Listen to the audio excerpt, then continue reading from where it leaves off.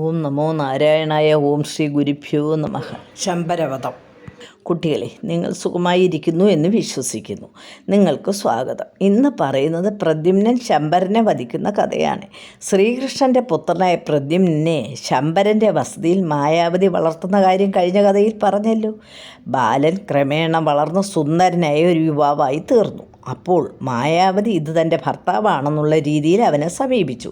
തൻ്റെ മാതാവായ ഭവതി എന്നിൽ അനുരാഗവതിയാകുന്നത് പാപമാണെന്ന് പ്രദ്യുമ്നൻ പറഞ്ഞു. അപ്പോൾ നാരദൻ്റെ ഉപദേശപ്രകാരമാണ് മായാവതി എന്ന പേരിൽ ഞാനിവിടെ താമസിക്കുന്നതെന്ന് പറഞ്ഞു.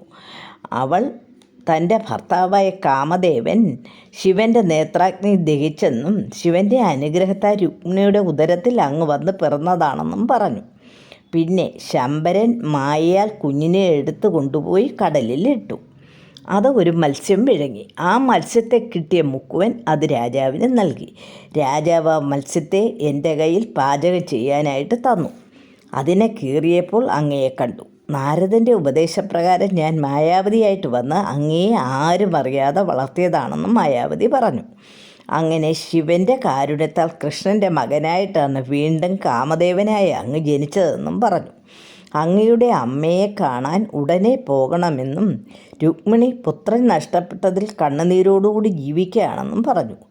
ഇപ്പോൾ പ്രദ്യുമ്നൻ എന്നാണ് അങ്ങയുടെ പേരെന്നും നാരദൻ പറഞ്ഞിട്ടുണ്ടെന്നും മായാവതി പറഞ്ഞു. ശമ്പരനെ വധിക്കാനും കൂടിയാണ് അങ്ങയുടെ ജനനമെന്ന് പറഞ്ഞു. അതുകൊണ്ട് ഇനി എത്രയും പെട്ടെന്ന് ശമ്പരനെ കൊന്നിട്ട് അമ്മയുടെ അടുത്ത് എത്തണമെന്ന് മായാവതി ഉപദേശിച്ചു.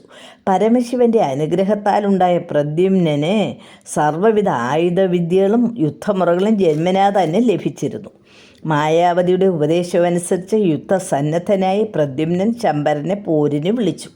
തന്നെ വധിക്കാൻ കാമദേവനെ പറ്റുകയുള്ളൂ.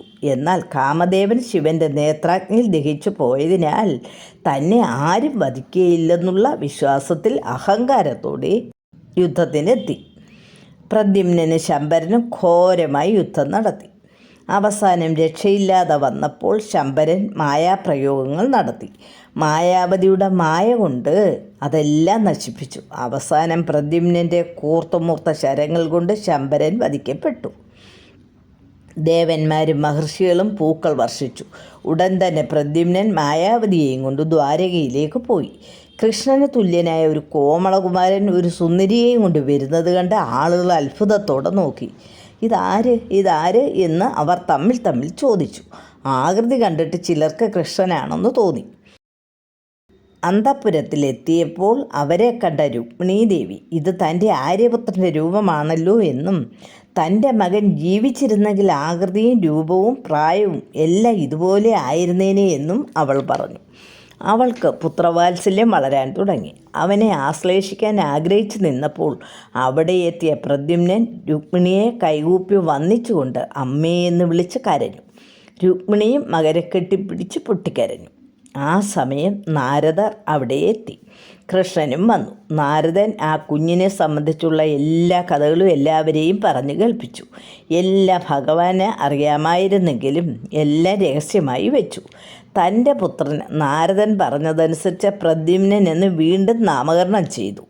രുക്മിണി പുത്രൻ്റെ വധുവാണ് മായാവതി എന്നറിഞ്ഞ് അവളെയും അനുഗ്രഹിച്ചു. അവിടെ ഉഗ്രസേനൻ, ദേവകി, ശൂരസേനൻ തുടങ്ങിയ എല്ലാ ബന്ധുക്കളും കൃഷ്ണഭക്തിമാരും യദുവംശ നേതാക്കളും ദ്വാരകയിലെ ആബാലവൃദ്ധ ജനങ്ങളും ഇതറിഞ്ഞ് എത്തി.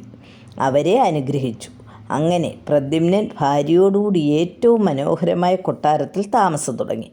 കുഞ്ഞുങ്ങളെ, ഭഗവാന്റെ അനുഗ്രഹം ഉണ്ടെങ്കിൽ ഒരാൾക്ക് പുനർജന്മം എടുക്കാനും കഴിവുണ്ടെന്ന് മനസ്സിലായല്ലോ. അതുപോലെ ഒരാളെ നശിപ്പിക്കാനും രക്ഷിക്കാനും ഭഗവാന്റെ അനുഗ്രഹം ഉണ്ടായാലേ പറ്റുകയുള്ളൂ എന്ന് ശമ്പരൻ്റെ കഥയിൽ നിന്ന് മനസ്സിലായല്ലോ. ഇനി നിർത്തട്ടെ. ഹരി ഓം തത് സത്.